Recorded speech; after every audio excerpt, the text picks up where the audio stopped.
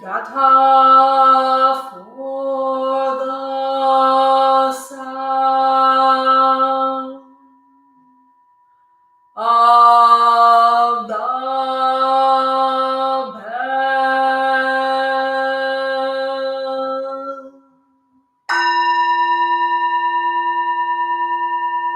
Mind calm, body at ease, breathing quiet,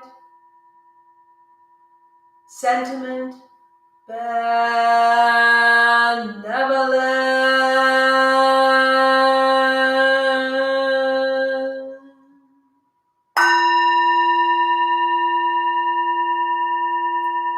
Dharma friends, sitting still in vital silence,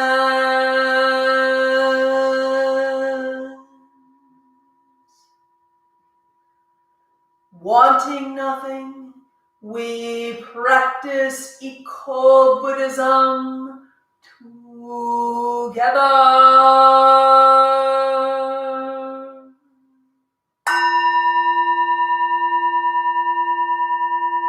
The sound of the temple bell booms for all to cease from conflict.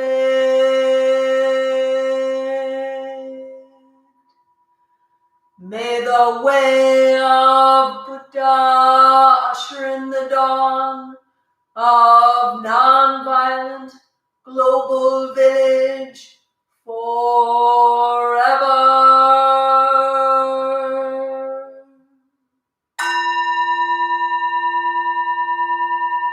Here is the after sound of the bell.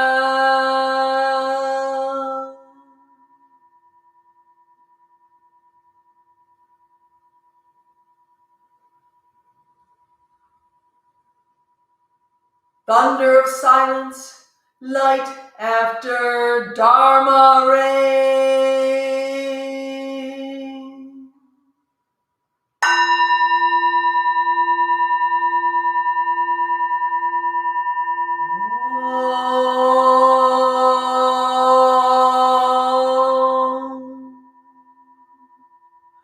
Amoga.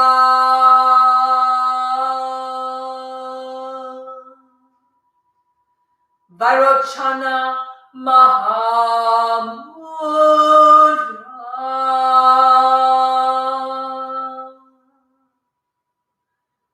Mani Padme Jvala Pravartaya.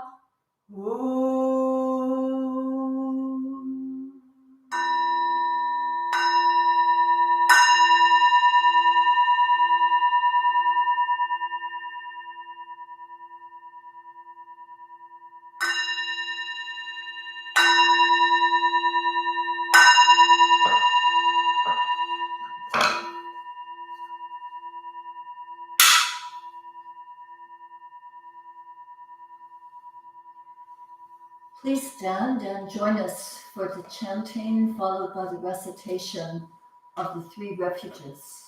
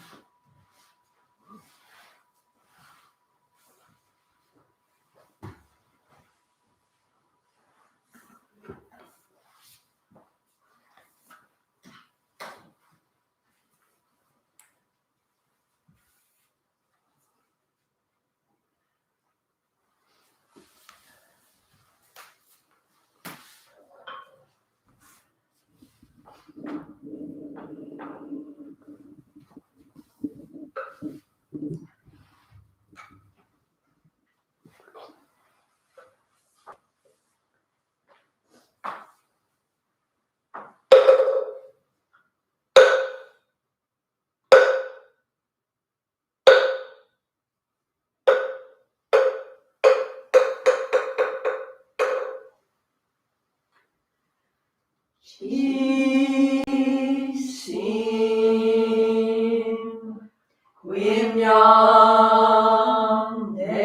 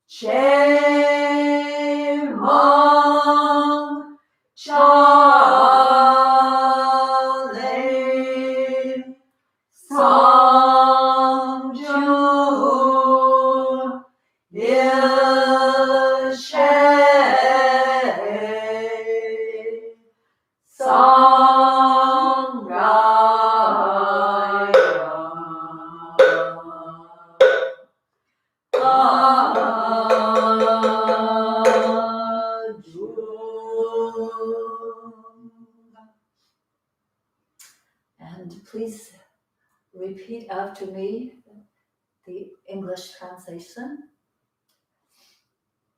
I go for refuge to the Buddha.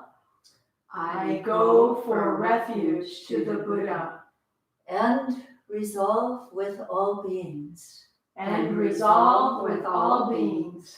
I will cultivate a heart of enlightenment I will cultivate a heart of enlightenment and realize the great way. and realize the great way.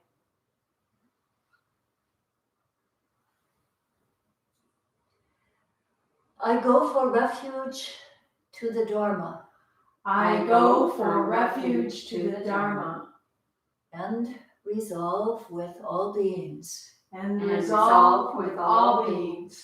I will penetrate the teachings I will penetrate the teachings and uncover oceans of wisdom. and uncover oceans of wisdom.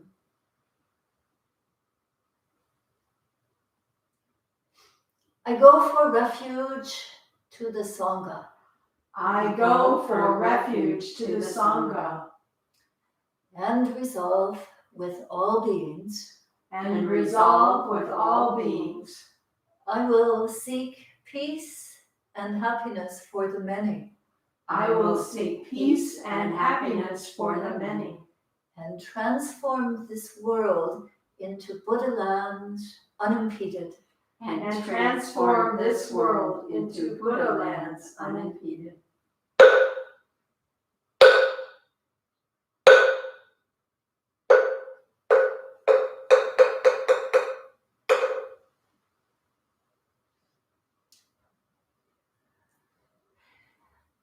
Please draw near now. I would like to introduce Brother Phat Vu, who is giving the Dharma talk for us this morning.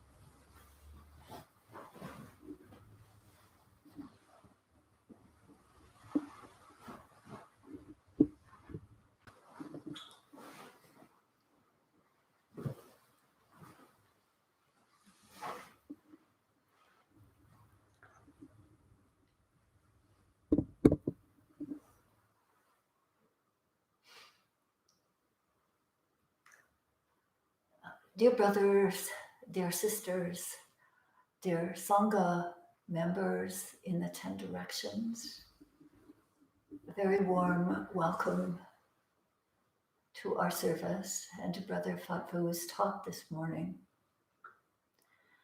As I introduce him to you, I feel a little teary-eyed as we are in the last few days of his being with us. But it's the way. Traditionally in Korean monasteries, one side of the meditation hall is designated the side of the Green Mountains, and the other side of the meditation hall is dedicated the side of the floating clouds. So the Green Mountains stay put, but the white clouds are always coming and going. And so when Brother Fatvu arrived here in January, we knew he was on the white cloud side, coming and going. And that is the way of the Buddhist monks and nuns. It's the way of all of us, ultimately, but in a formal way. He arrived in January and stayed on longer because he could not, his floating cloud couldn't go to Baltimore for his next assignment. So we've been happy to have him here for the next few days almost through the whole summer and part of the fall. And he has been, it's been precious to have him with us because he says as much by not talking and by his behavior among us, probably even more than he says by his words.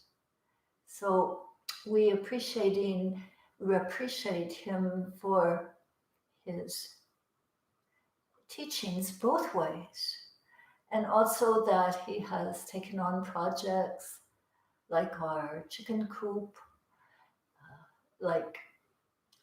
caring for the chickens and learning about them. So we're all better as a result of that, for keeping to his schedule. It's not always our schedule, but he has this book. Where is that book? Here it is. Yeah. This book is full of kind of guidelines for floating clouds. And there are a lot more than we have, our precepts and our Dharma teacher and our priest guidelines. So I feel that Brother Fatvu is always in the process, in the midst of the world, in our temple, of taking care of these guidelines so that he and others will be able to follow the way of Buddha. In this lifetime, and hopefully for many more lifetimes. So, time for me to just say, thanks for speaking to us this morning, dear Brother Vu. Thank you.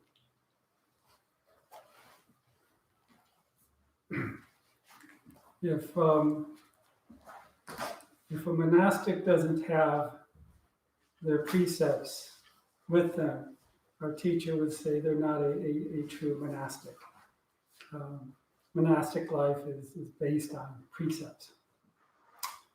So they're very important. Excuse me, did you say monastic love is based on the precepts? That too, Oh, but monastic life. okay. And so here we are.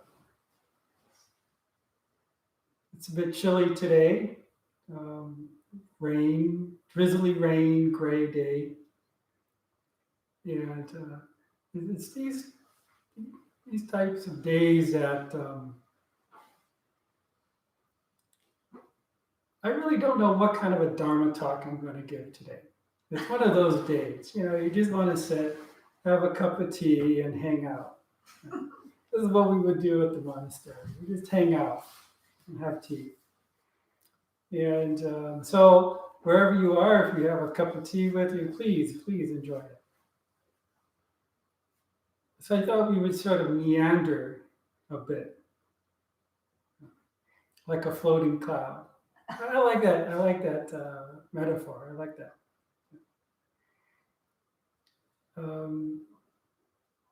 Here at the temple, when we have breakfast, we have Dharma topics that someone shares, and we all share our views and our understandings and our experiences. And lately, we've been going through off and on through the Eightfold Noble Path. And if you don't know what those are, you can find them within the Four Noble Truths. But at the same time, I've been rereading, I should say, the Zen teaching of Huang Po. And Huang Po was Lin Chi's main teacher. Lin Chi went to a number of teachers, but he was his main teacher, and he's often considered like the founder of Lin Chi school, even though Lin Chi was his student. And I've been contemplating this.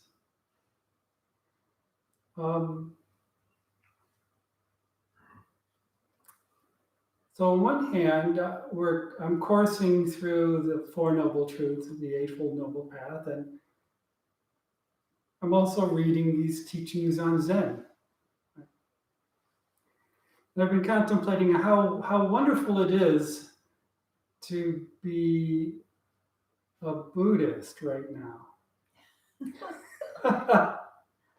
Or just to be in the presence of Buddhism. Traditionally, for example, if you went to Vietnam and you went to the temple, it would be a Mahayana temple. They do have some Theravadan. It's one of the few countries that has some Mahayana and Theravadan traditions.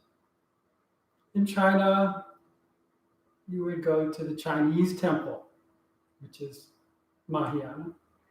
And I'm sure that's the way it is in Korea, and definitely in Japan, which I visited. You would go to the Mahayana temple, or Zen temple, or Pure Land temple, or a conglomeration of both. When we think of Buddhism, we can't think in terms of hard, fast sectarian lines, although some exist, but not a lot. And if you lived in Thailand, Cambodia, you would be going to a Thai Theravadan temple monastery. If you were Cambodian, you would be going to a Cambodian Theravadan tradition. But here in the States, we have a bit of everything. We have virtually all known traditions somewhere in the United States. If you go upstate to the Catskills, there's a host of different traditions there. And so we have this unique position in the States, and I'm sure in Europe as well, in Canada, Mexico, that I've experienced.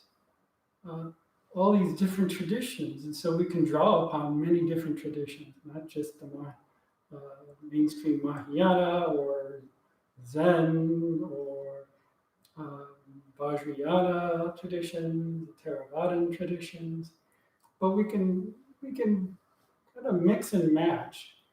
And my tradition, the Plum Village tradition, established by Master Thich Nhat Hanh, comes from the Lin Chi tradition in Vietnam, the Lam Tê Dien school.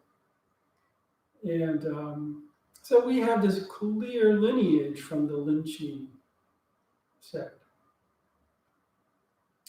But if you never experienced our tradition, it's sort of a conglomeration. You know, our teacher, Tai, is always talking about mindfulness. And mindfulness is a very big practice and concept in the Theravadan tradition. And he draws upon the early Nikayas. What does he draw upon? The early Nikayas. The early Nikayas. The Nikayas, yeah. Maybe. Which is part of the Pali Canon, used by the Theravadins. Don't worry about the terminology too much. Or if you don't know all these texts, don't worry about it. This is not the main point of our meanderings today. But just to say that Buddhism is this huge web of teachings. And in the West, we have access to all these different teachings. And when I asked my teacher, when someone asked my teacher, well, what, you have these different teachings from these different texts. And so what exactly is the lineage? And I would say, Buddhism. So we're sort of this non-sectarian.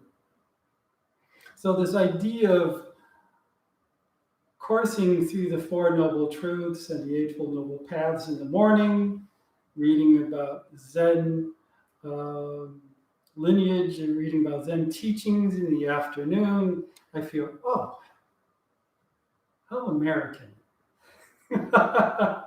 Or how postmodern Buddhism.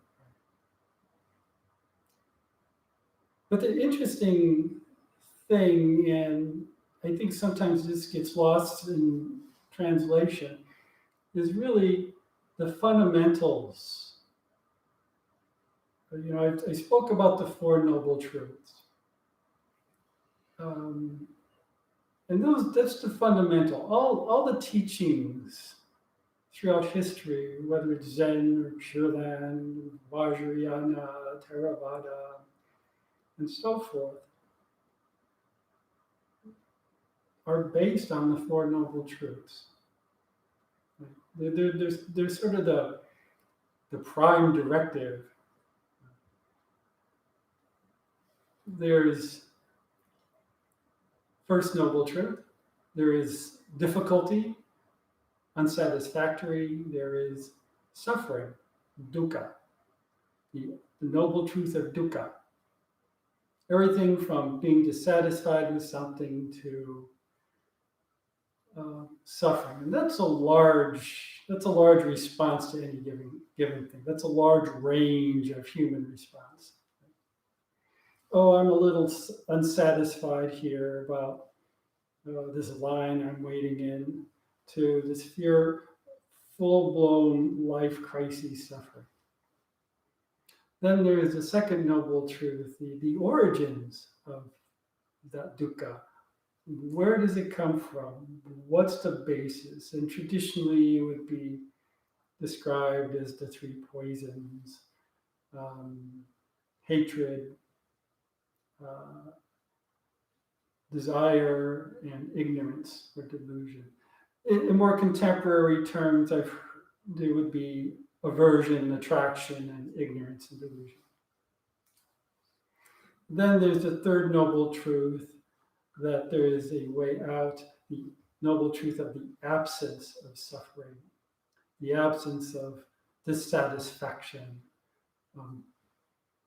often referred to as nirvana. Nirvana is not something, but it's the absence of something, the absence of suffering. And then the fourth noble truth is the path leading from suffering and difficulty, dissatisfaction, to awakening and well-being. The path. And within that path, traditionally, there's the Eightfold Noble Path. And so all traditions that I've ever come across deal with this issue of one's suffering and difficulties and dissatisfaction, and understanding that one can get beyond that there's more.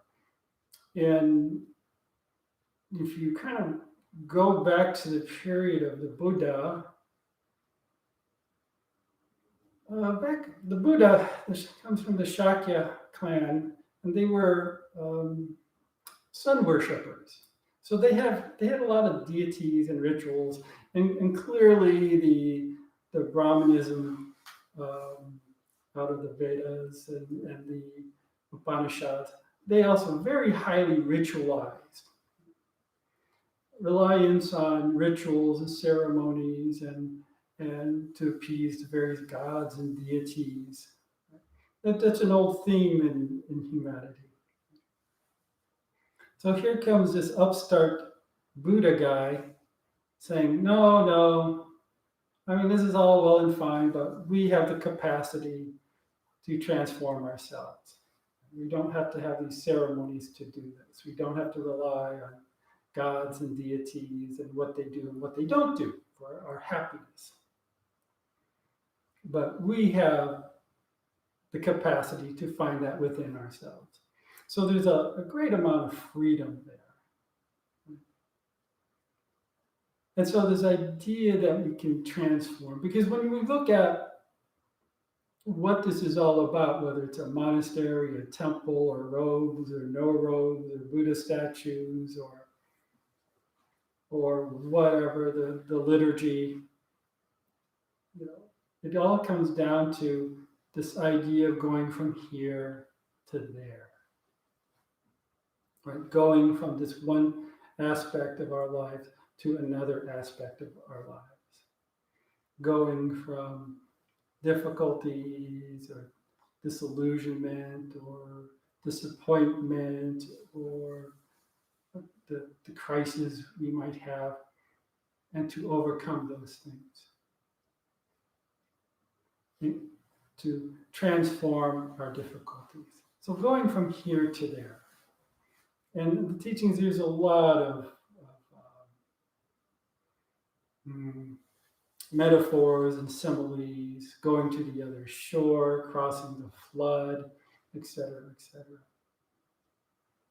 And so this is something that all the traditions are unified on, is this transitioning, this transformation of our internal landscape. And so, each tradition has their own ways, their own language. Each tradition has their own religious paraphernalia, you might say, to help one in that direction, right? We have different altars, different styles of altars, different styles of Buddha statues, and this kind of bell versus that kind of bell, and so forth. All in the effort for that transformation. And so this has been one of my teacher's greatest gift to me personally, is having all these resources and having all these ways of being introduced to all these different ways of doing that. So I was reading in the Zen teachings of Huang Po. Some of you might know by John Blofeld on the transmission of mind. And I don't quite get the cover. It's a bird, and it's sort of blue there and gray there with a white. I don't quite get that. I'm not the most enlightened individual, so I don't worry too much about that. So I want to take a look at something I was reading that really spoke out to me the other day as I was reading this. Mind is like the void in which there is no confusion or evil, as when the sun wheels through it, shining upon the four corners of the world. For when the sun rises and illuminates the whole earth, the void gains not in brilliance, and when the sun sets, the void does not darken.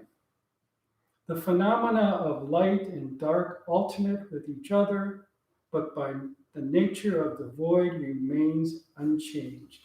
So it is with the mind of the Buddha. and of sentient beings.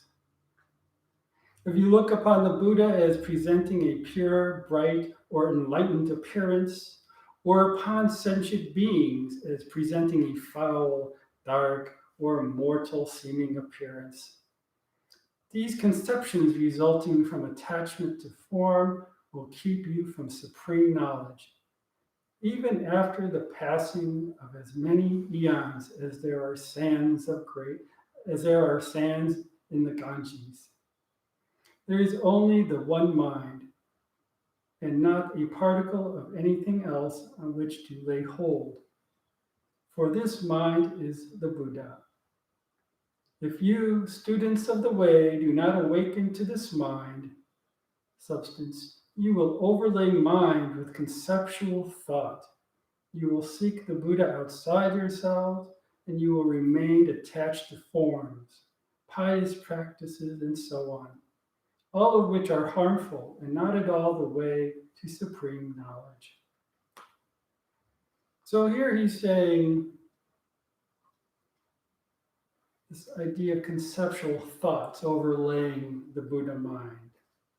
Now, the idea that we all have Buddha mind, the one mind, Buddha nature, Dharmakaya, Tathagata, suchness, and there are many other terms to describe this sort of absolute aspect of our own nature.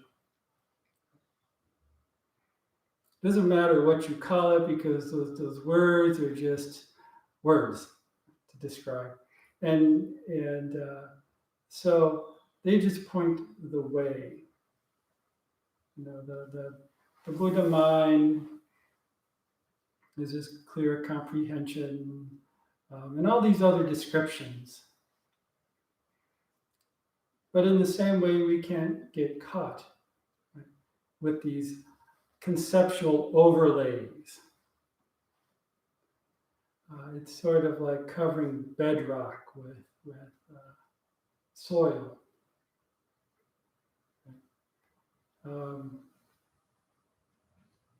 And so that's one of the great practices of Zen, is looking at the mind and seeing how it functions. What's going on with the mind? Am I making? I call it making more. We approach an issue, we approach an encounter, an experience, and we want to make more. Another cool term is mental proliferation, right? Adding more and more. Instead of relating to this experience as it is, we want to make more. And in Zen traditions, that's the root of our issues of suffering. Right? How much suffering do you have? How much suffering and difficulty and discouragement and ill at ease and dissatisfaction do you have with making more? We live, the temple is amidst the student housing of the university, and there's a house across the street that loves to have parties every Saturday night, right? And so they're quite loud. And I can see my mind when I hear it late at night. My first inclination is to be grouchy and say, hey, they can't do that. It's past, what's the law here? 10:30, something like that, right? And so I can see that. I can see my mind working. But I let go. You know, it's a big part of the practice is learning how to let go of things. So I just went back to sleep.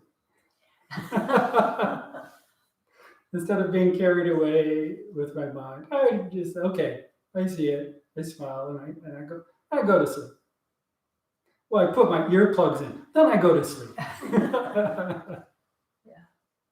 Well, then, once you phoned to the city, right? To Yeah. say, hey, it's going on again. Yeah, one time I actually did call the police. This was because they probably didn't know the rules of the community, right? And the first party that was, wow, they had speakers outside, and it was like a block party almost, and that went on until all hours in the morning. And these are new students; they don't know. Now they tone it down a bit, but they still like to have their gatherings. Yeah, they do. And so this idea of making more, and where does that mind lead us to? Where does that lead us to? And if we're not careful, it can lead us to some very dark places within us, because we have this capacity of being awakened and being Buddha. But I don't know about you, but I also have the seeds of being a very miserable person. Right? And so we all have those seeds of misery and well-being. And this idea of awareness is being aware of what is taking place.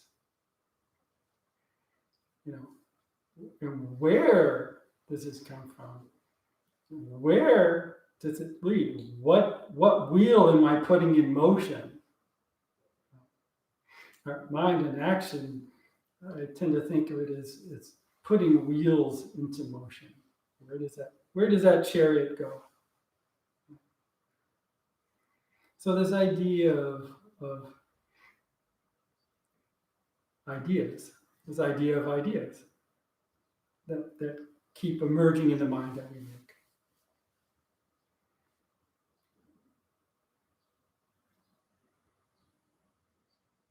I'm reminded of this one sutra that I managed to print just before the talk. And this is one of my favorite sutras. And it's in the Samyutta Nikaya. And if you don't know what the Samyutta Nikaya is, don't worry about it. Just enjoy the teachings. It's called Crossing the Flood. Thus I have heard, on one occasion the Blessed One was dwelling at Savatthi in Jeta Grove, Anathapindika's park. Then, when the night had advanced, a certain Deva of stunning beauty illuminated the entire Jeta's grove, approached the Blessed One. A Deva is a deity, and in the sutras they pop in and out. They seem to be very inquisitive about the Buddha's teachings.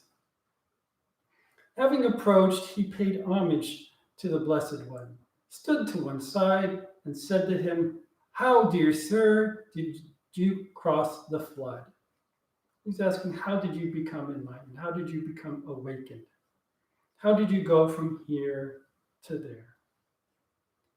By not halting, friend, and by not straining, I crossed the flood. And the Deva continued, but how is it, dear sir, that by not halting and by not straining, you crossed the flood? When I came to a standstill, friend, then I sank. But when I struggled, then I got swept away. It is in this way, friend, that by not halting and by not straining, I crossed the flood. Then the Deva said, after a long time, at last I see a Brahmin who is fully quenched, who by not halting and not straining has crossed over attachment to the world. This is what the Deva said. The teacher approved. Then that Deva, thinking, the teacher has approved of me, paid homage to the Blessed One, keeping him on the right, disappeared right there. What a dramatic exit, huh? Not straining and not advancing. So what is the way? This speaks to this understanding of the middle way. And the middle way can be exemplified in the Buddha's life. One extreme, he was the prince and had all the luxuries of his time. gave that up, became this ascetic with these harsh practices, surviving on a grain of rice per day, as the sutras tell us, to near death. So don't go down either path. It's not asceticism and it's not hedonism. It's somewhere in the middle. And usually when I talk about the middle way, our ideas come up about that. Well, if it's not that and it's not this, then what is it? Like, we want that answer. And it's neither. It's both. It's neither both nor neither. And that's our dilemma. That's one of the dilemmas. That's one of the things that holds us down in our dissatisfaction and dislikes and whatnot. And our suffering. We want it to be something, don't we? We want this explanation, especially in this modern age. We want explanations. Well, let's go online to get Wikipedia up on the website. Let's research this. Let's find that answer. And I totally understand that. Yeah, that's in my nature as well. And so that keeps us going more and more. You know, is it like this? Is it like that? The Buddha say, no. You know, it just says nirvana is not defined by what nirvana is, but what isn't there. Nirvana is the absence of suffering. Nirvana is not something. And it's the same with this idea of one mind. The one mind, or Dharmakaya, or what other term you want to use it, it's not something. Quite often it's referred to as the absolute nature, right? Or the ultimate nature. And so we want it to be something. But that is, the definition is the absence of things. The absence of a busy mind, the absence of overlaying concepts. It's the absence of disharmony, the absence of confusion, the absence of fear, the absence of hatred, the absence of pride, the absence of, and you can continue on. And what is left? Yeah, that's a big question. What is left?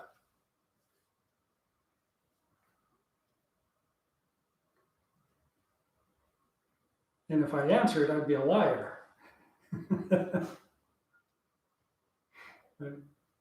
If you had an answer, what? I'd be a liar. Oh, Yeah. We have to find these things ourselves. Right? That's another thing that my teacher imparted upon us is find out for yourself. He would always go around and say, "Are you sure?" He'd go into the kitchen and someone would be cutting a carrot or something, preparing lunch or meal. And he'd go up and, "Oh, what are you doing?" He'd smile. And the person would say, "Why, Tai, I'm cutting a carrot." "Are you sure?" "Where is your mind?" So we can't take things for granted. If we think something is one way, and I think this is pretty typical in humanity. My teacher would always say, "Are you sure?" Because "are you sure" opens up the door to possibility. If we know something is like this or know something like that, and that is sort of like this illusion of a final answer. That's all there is. But when we see things not as this or not as that, that leaves a lot of possibilities open.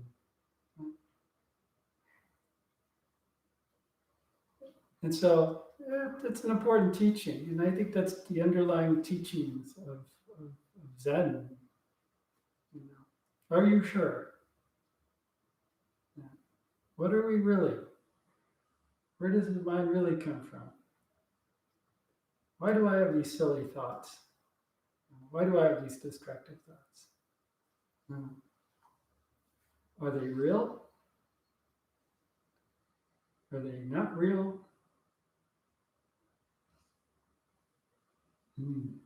Lots of questions. Lots of questions.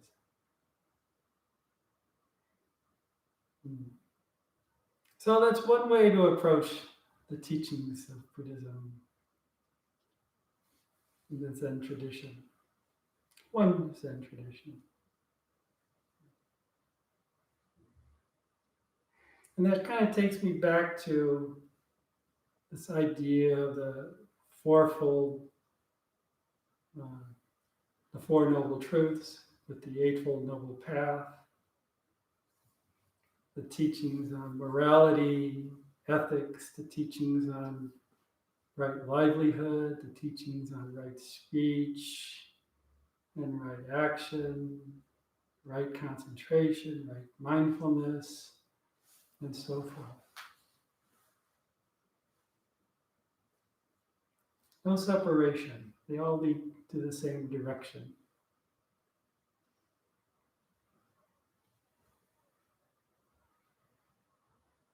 So as you go out, leave the Dharma talk, maybe make some lunch, and you have to cut a carrot. Maybe ask yourself, am I sure? If you're washing dishes, is this what I'm doing? Am I sure? Or is my mind someplace else? Rather than in the present moment. Because in the present moment, we discover thus. Not life the way we think it should be or shouldn't be. Not a life that people say we should live or shouldn't live. Not based on anything but our own experience or truth to experience. There we find healing and understanding. There we find harmony. And hopefully we take that harmony and well-being out into the world, to our neighbors, family, because we all want harmony in our lives. Even if we say we don't, I think on a fundamental human level, we all want things that are beneficial. So, thank you for sitting with me as I meander through the teachings. I brought a lot of other stuff with me, but the teachings are vast.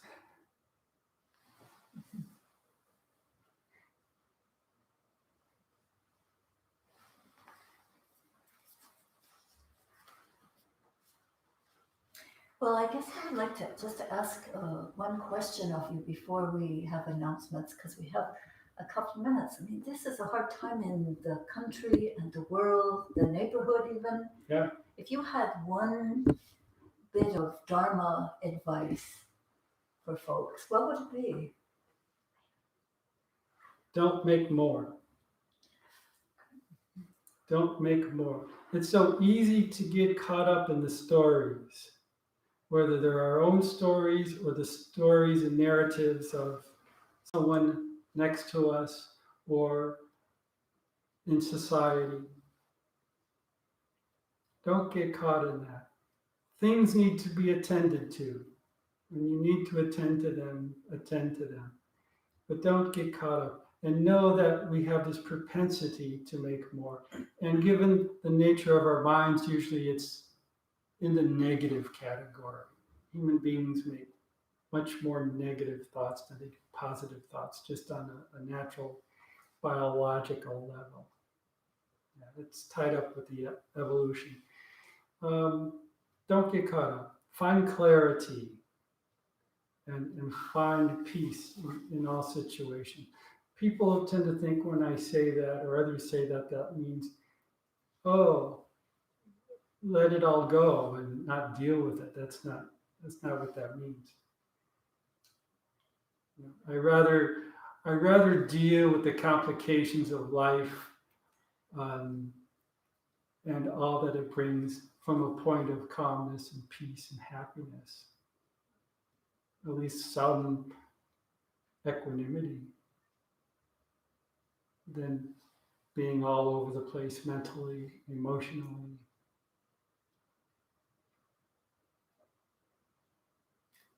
Second question. Yes, ma'am.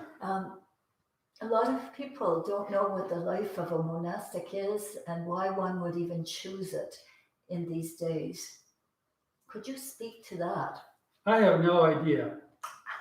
Are you sure? Yeah, exactly. Oh, that question. Why did I become a monk? Right. Hey, gosh, it is totally incompatible with life in our country. I've always kind of, in my quiet way, a bit of a rebellion in my youth. It's one of those questions that I don't know. I can give dates. I can give, well, I was doing this and doing that, but that really doesn't do it. Doesn't give it justice. It's just like, okay, well, this really speaks to me. As I was going to the temples, retreats, I thought, this is interesting. And so when that happens, you have to watch out, or else you might end up with a bald head and wearing robes. Yeah. Well, I ask you because I don't think people in this country consider being monastics ever. One example is that I know friends at Great Vow Monastery in Oregon decided that because they are trying to develop monastics there, that they would go to a college career fairs, two of them, and say, besides whatever the ROTC and all the things that are advertised there, monastic training. Yeah. And it was very interesting because a lot of people came up and said, wow, what is that? Yeah. Because there was no conception of it. And I think it's such a noble thing, really noble in the deepest way. So for people to understand it better through your own example is really important in my opinion. Yeah, our society, specifically our society, it's even though there's Catholics and Catholicism here, it's pretty predominantly Protestant, where you don't have monastics. Even in Catholic circles, you don't have a lot of monastics. Catholic monastics are not all that present. When I go down to Mexico, it's a different reaction because Catholicism is such a big thing there. They're used to seeing someone in a long robe, right? And so it's a very different experience. They even though they know I'm a Buddhist monk, I'm wearing a robe. I'm a religious figure, and so I get different responses. Typically when I come across people, they'll go, "Oh, what are you?" Something like that, or they'll think I'm a Franciscan because they wear brown robes as well. And I say, "Oh, I'm a Buddhist monk," and I usually get positive responses. Oh, that's great, that's great. But no, there isn't. We don't have that in our culture. Yeah.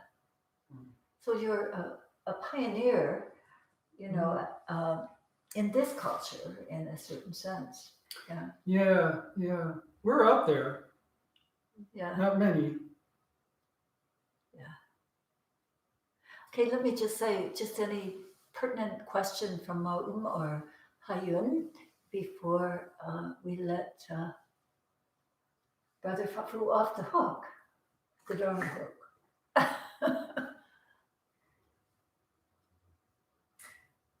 Well, are you going to come back and visit us? I don't know. Are you sure? Yeah. It'd be nice. It'd be nice. I would enjoy that. Yeah. How about you, Mom? I just expressing gratitude for your time with us. Yeah. It's been so nice to have, an extra perspective. Keeps us grounded. Thank you.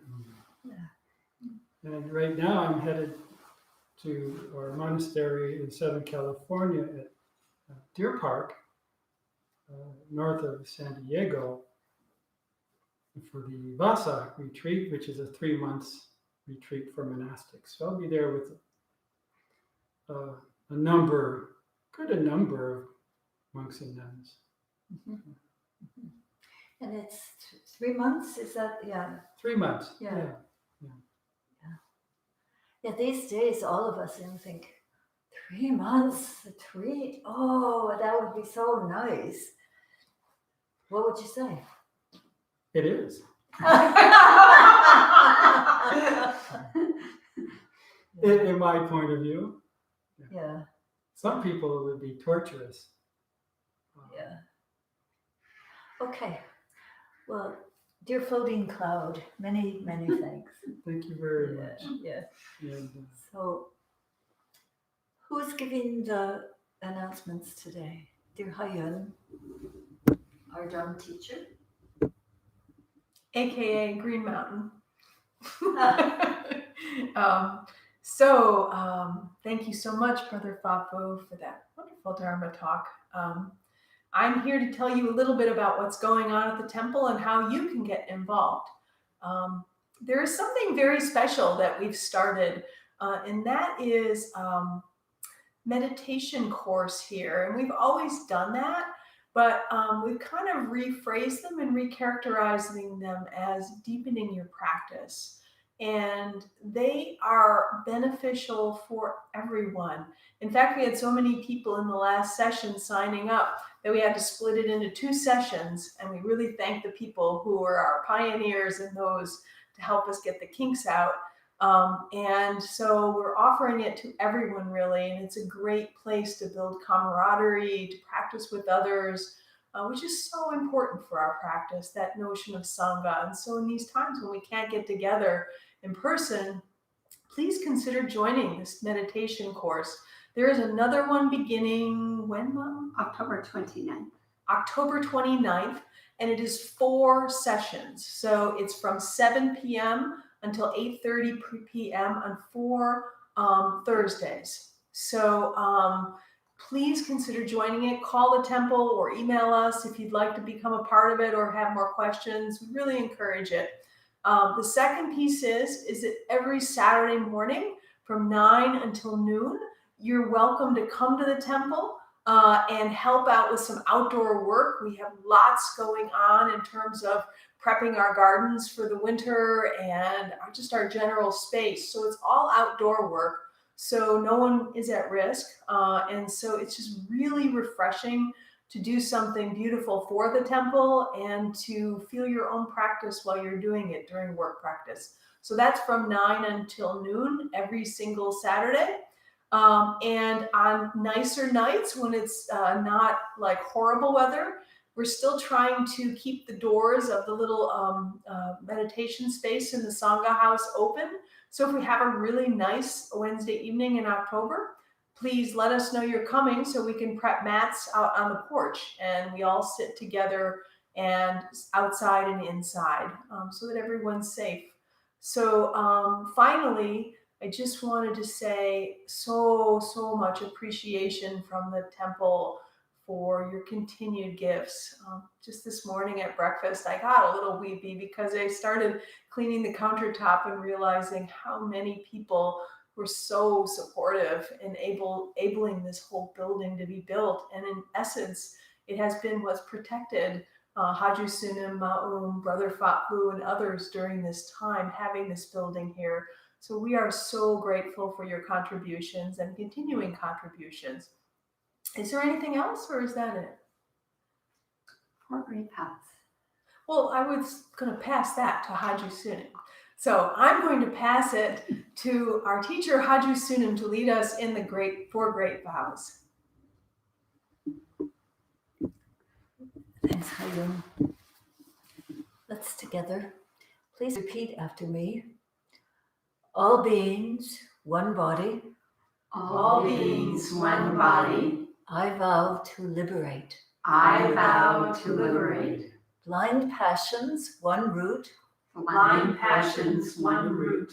I vow to terminate. I vow to terminate. Dharma gates, one mind. Dharma gates, one mind. I vow to penetrate. I vow to penetrate. The great way of Buddha. The great way of Buddha. I vow to realize. I vow to realize.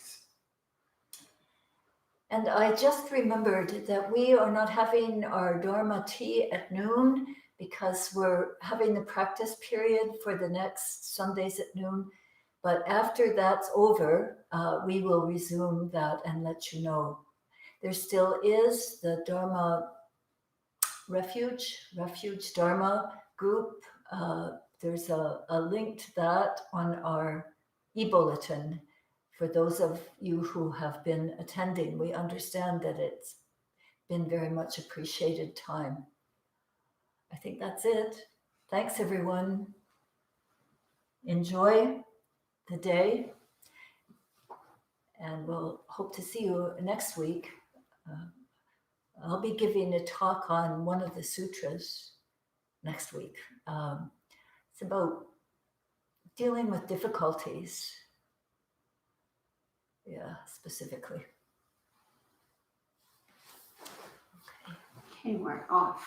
Off. We have ended. Oh, thank you. It's really good.